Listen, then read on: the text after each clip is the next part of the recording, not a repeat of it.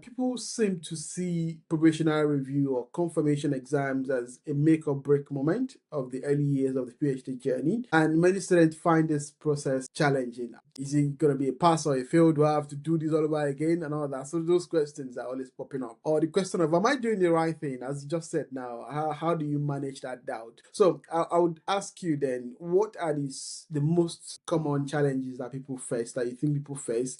And how do you, in your own personal capacity, have handled any difficulties that came during that process? One thing that I know was very challenging for me. So I went in there thinking I was defending whatever I have, but it wasn't really like that. It was me trying to defend my ability to grow into the role of a researcher. I think that was one thing that I struggled with a lot.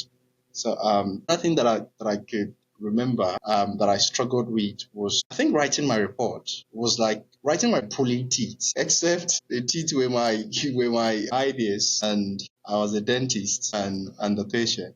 I think that was how the whole exercise was. This I remember, just like you mentioned the other time, there was a lot of argument that came up, that you read a lot of things and you'd be like, this is actually interesting to bring it in my research. You read another one, you'll be like, it's actually very interesting to bring it in my research. But you need to be very selective of things that matter to your research, and you will understand at some point that, like, this joking things you say among yourself, like, your research is not gonna get you Nobel laureate, or you're not doing this to change the entire world or something. So there's actually a lot of things that comes, like, you want to do different things. You really want the project to change narratives, to bring about change.